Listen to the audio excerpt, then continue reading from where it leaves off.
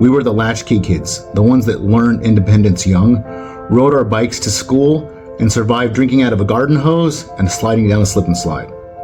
Now a Gen X cabinet is set to reshape America's future. No more participation trophies. It's time to earn it. And what does that mean for the days ahead? When Cash Patel walked onto the stage of Trump's inauguration, to the booming of Metallica's Enter Sandman, all to thunderous applause, it was almost as if the announcement of Gen X arriving on scene was happening right in front of our eyes. It signaled to me and to many others that there was a changing of the guard, not just in politics, but in culture as well. That showed up in the voting booth back in November, where Gen X rapidly shifted conservative and voted for Trump. It also showed up in Trump's cabinet picks. Though Trump himself is a member of the baby boomer generation, most of his newly announced cabinet members are Gen X. Pete Hegseth, Cash Patel, Pam Bondi, Marco Rubio, Tulsi Gabbard, Kristi Noem, and a bunch more are all Gen X. JD is just outside the line. He's considered to be a millennial, but he's right there, and there's plenty of overlap between them. This is a major shift. Boomers have dominated for decades, both politics and culture. And now Gen X is stepping in at a time of national and global instability. Just so you're aware, I was born in 1976, which puts me right in the middle of Gen X. I grew up in an era where responsibility was often dismissed and taken on by those older than you. The cultural shift around family and marriage and personal accountability shaped me just as it shaped this entire generation. And now, just like my own journey, Gen X is being called up to lead in a time of crisis. But just who is Gen X?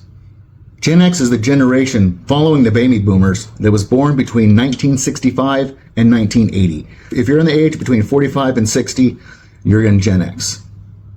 What kind of things epitomize this generation? Independence is one thing.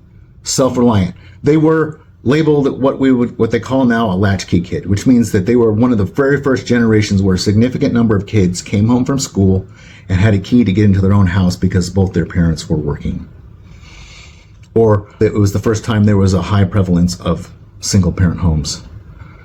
As a generation, we are often skeptical of institutions because we grew up seeing corruption, scandals, and cultural decline all around us. Another thing is that we are pragmatic and resourceful. We're able to figure things out, right? We're the kids that mom and dad said, all right, you guys go outside and play. And unless someone's arm is broken or there's a profuse amount of blood or someone is dying or something like that, you guys take care of that. You guys figure it out.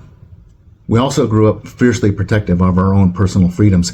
Because we were given so much freedom by our parents and by society and by culture, we became fiercely protective of it. It became about who we were and what we were doing, and we were willing to stand up and fight for those things. When we were little, we grew up with like the Nixon Watergate scandal, and then we had Gerald Ford, Jimmy Carter, and then a big portion of our generation was defined by the Reagan era. When Reagan was president, you might not agree with everything that he said, but America was kind of a cool place. It was prosperous, things were fun, the world was safe, generally speaking. Yeah, there was plenty of stuff, but the world was generally safe. We didn't have to worry about as much stuff. The fall of the Berlin Wall happened during that period of time. So basically, I became a teenager in 1989. So I was just coming into that where I was kind of aware and kind of being, culturally relevant and stuff like that. Before that, I was just a kid. Grunge music. We saw the rise of grunge music, which is really, for me, I'm going to tell you a personal story about grunge music and rock and roll. So growing up, my parents, we were raised in a pretty sheltered environment. The only music we really listened to was at church, and then we were allowed to listen to the Christian radio station, and then a few other select bands, very select, like U2 for whatever reason. We were allowed to listen to U2 because my older brother listened to U2, and to this day, U2 is still my favorite band of all time because they're the greatest. Just a little shout out. But grew up pretty sheltered as far as the music we listened to. So I finished 8th grade, and then going into my freshman year of high school, my parents didn't want to send us to the public school, so they put us in a private school. But at the time, we only owned one car, so my parents couldn't drive us to school, and there was no bus because it was a private school. So they arranged for my twin brother, me, and my sister, to carpool with another family that went to the same high school.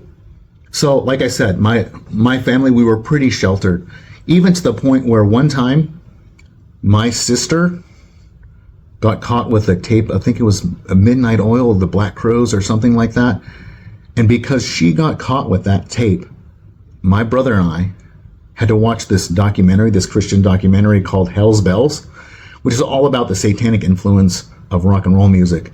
That's the first time I ever heard Metallica was on that documentary. It's kind of a funny story because even though my parents were so restrictive, they are the ones that inadvertently introduced me and my brother to rock and roll and grunge music and all that stuff. You see, 7th and 8th grade, we went to public school, but my parents didn't want to send us to the local public high school when we moved into our freshman year. So we were going to go to a private school. Well, we only had one car at the time. And since we couldn't get a ride, since my parents couldn't drive us, and since there was no buses due to it being a private school, my parents arranged for us to have to carpool with another family that went to the church. It was a sister and a brother. Little did my parents know that that brother and sister, all they listened to was a station down in Phoenix called Z-Rock, which was a secular rock station. And so they played things like Metallica and Ozzy Osbourne and all of this stuff. We started going to that school in 91 into 92.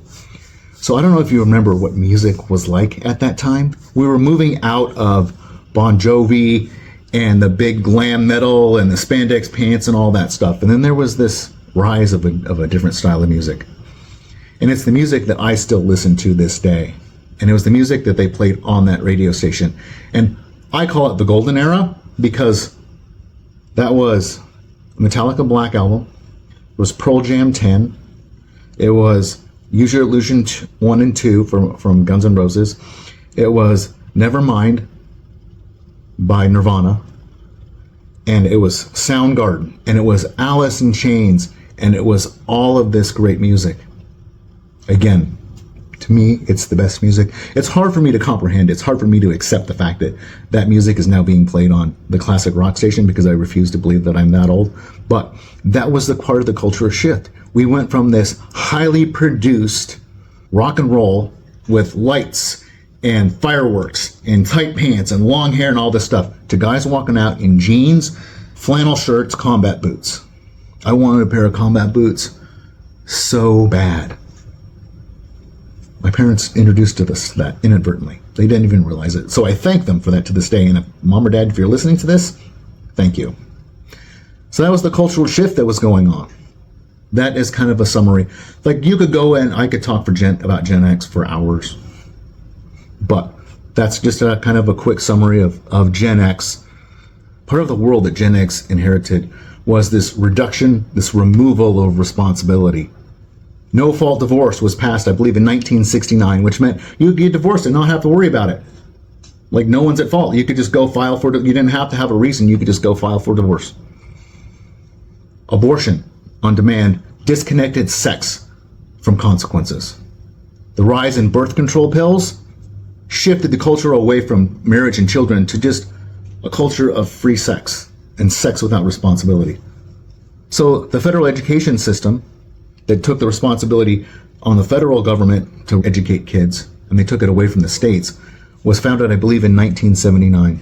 So all these things, they're taking responsibility from parents and from individuals and putting it more and more and more in the government. So that's the world that we grew up in. We grew up dreaming of glorious adventures, like knights and soldiers of old, and lamented that though the world was fun and safe, it felt like something was missing. Every stick was a sword, every tree was a fort, and every girl was a damsel in distress. We watched The Goonies, we watched Raiders of the Lost Ark, and we watched Back to the Future, dreaming of being able to have lives and adventures like that. We wish we could go back in time to times when it was cool. We didn't want it to be so safe because we were little boys, and that little boys want to fight. Little did we know that we were being prepared for such a time as this, a truly historic time that will likely be remembered for generations to come. So what was it actually like to grow up? A day in the life of a Gen Xer. And I'm going to give it from my perspective, but I guarantee you that there are millions upon millions of other children who grew up like this, including members of Trump's cabinet at this time. I guarantee you that any one of Pete Hegseth and Cash Patel, those guys could describe a day like this that they experienced growing up. Waking up Saturday morning, early morning, to watch cartoons while my parents slept in, eating sugary cereal that my mom had set out the night before, and being able to grab a gallon of milk from the fridge, pouring multiple bowls until my stomach hurt, and then disappearing outside once my parents woke up, and leaving us just outside to just play all day long. Often friends would come over, or we'd jump on our bikes and ride down the canal to my friend's house, where we would throw rocks and hit things with sticks and play in the tree fort. We rode our bikes. We didn't have helmets. Those bikes we rode, 1-speed BMX. No helmet. One of our favorite games that we used to do is we lived right across the street from a public school, and we would walk our bikes across the street, and they had this gate thing that you weren't supposed to take your bikes in there, so it was kind of difficult, but we figured out a way that we could like wiggle our bikes through, and we would ride all over. It was like a playground for riding bikes, because there were stairs, there was concrete everywhere, and we played this game called skid mark tag. No, it has nothing to do with dirty underwear, but that's a different story.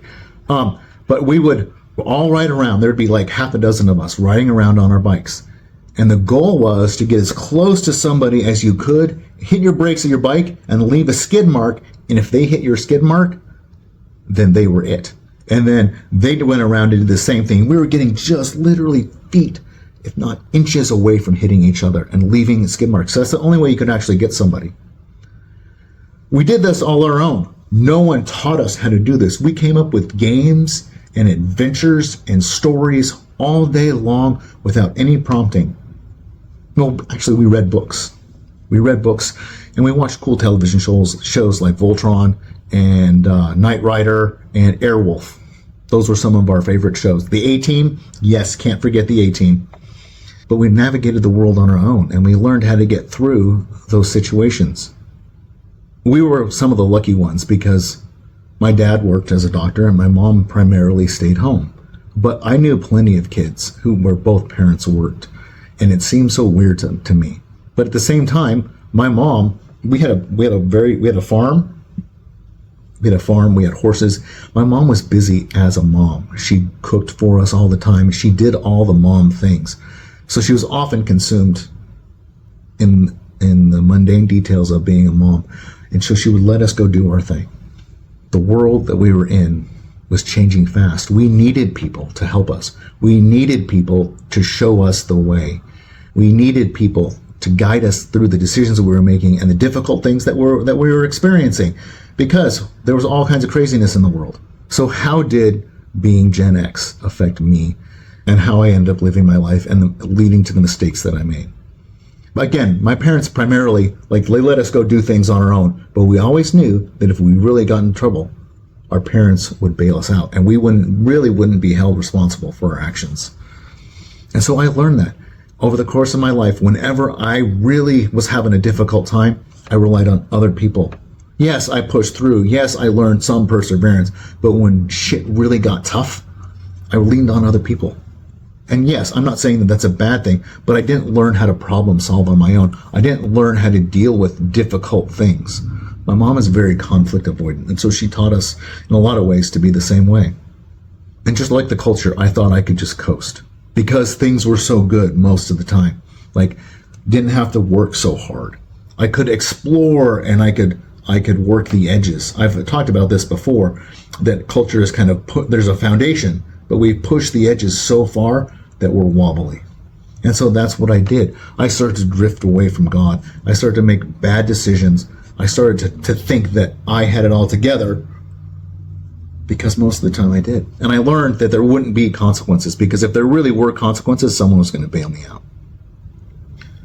Someone would be there. Eventually, as you know, all of this fell apart. I realized I had no firm foundation to build on. And it was only by coming back to that foundation that I was actually able to rebuild my life and make it into something worthwhile again. But I pushed those boundaries, I pushed those edges, and I found them and I fell off. So why is it that I, as a member of Gen X and Gen X in general, seems to be so suited for the times that we are in? Growing up, we were often overlooked. They looked to older people. They looked outside of our generation for the answers to things. But here we were this whole time. We were building this inner strength. We were building something that wasn't going to be able to be shaken because we had tested the edges and we had come back to the center. We were once overlooked, but now it's our time to step up because no one else is, because we see everyone else that's still flailing on the edges. We see culture that has no direction. We see culture that has no real heart, no foundation. And we want that because we didn't necessarily have it, but now we see it because of the testing that we've been through. We know that the answer is back at the beginning. And if you hear the rhetoric coming out of the White House, if you hear the rhetoric coming out of the cabinet, no one is saying we need to take things in some crazy new direction. It's all just settling back to stuff that we know is true. The stuff that we know is orthodox. I use that word a lot. We're coming back to that foundation, that center. We were raised to be independent and skeptical and self-reliant. Perfect for what's going on right now as our institutions are failing. We're looking deeper. We're looking at things that no one else would have. I'm not saying me in particular. I have looked at things in my own life and in my own business to see the things that are failing and being able to look back and being able to return to that center. So there's a biblical parallel, and it involves Queen Esther. Now, who was Queen Esther? Queen Esther was a Jewish young woman who was married to a king. I believe it was the Babylonians. And at that time, the Jewish people were captive under the Babylonians. And Esther's uncle Mordecai was an advisor to the king. And there was a man named Haman who didn't like the Jews very much. And he had concocted this scheme to get a whole bunch of the Jews killed underhandedly, like not outright, but he had set this whole thing in motion. And he had gone to the king, and without the king knowing what was going on, he put this plan in motion. Well, Mordecai found out, and he said to Esther, Esther, you are in a unique position because you are one of the few people who has the king's ear, and you can convince him not to do this thing. So there's a verse that says, it's Esther 4:14. You were prepared for such a time as this. God had raised her. God had put her in that position through no intention of her own, no planning of her own, nothing that she did on her own, but she was in the right place at the right time. So right now, we as Gen X are in such a place. We are in such a time. We were raised, we went through what we went through for such a time as this. So we look at Gen X, and we see members of Trump's cabinet. We see Pete Hegseth, who is bringing discipline and order back to the military. We see Cash Patel and Dan Bongino, who are restoring law and order to the FBI and the federal law enforcement agencies. We see Pam Bondi, who is trying to restore a balance of equal justice on both sides. We see these people who are trying to bring things back, not crazy making a bunch of progressive changes. They're trying to bring things back to a state of order. Other men, Elon Musk, very involved in the government right now. He's trying to restore order. He's trying to make the government more efficient, trying to bring it back to what its original intent was. Joe Rogan, one of the most powerful podcasters in the world, his voice has undoubtedly shaped the hearts and minds of especially young men, but an entire generation. Jordan Peterson is bringing a certain nobility and a certain desire to step up and be responsible and be a strong man again. These are all Gen Xers. I had to step up, just like our culture had to step up at the time.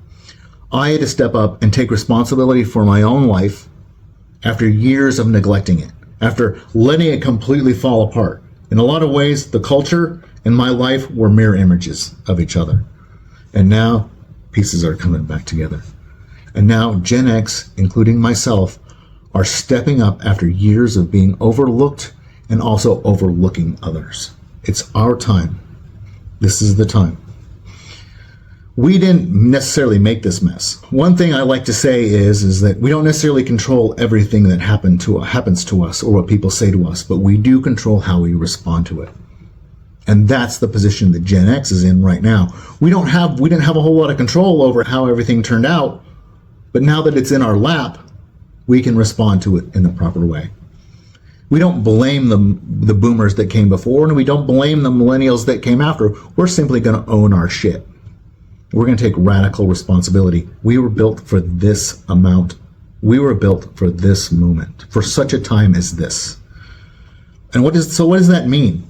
Does that mean necessarily going out and making a bunch of changes in the government? No, not necessarily. That's not everyone's role. What it means is taking responsibility for your own actions, for owning your own physical health, getting in shape, for owning your own household, taking charge, being a leader in your home, being a good provider, being a good protector, being a good priest in your home.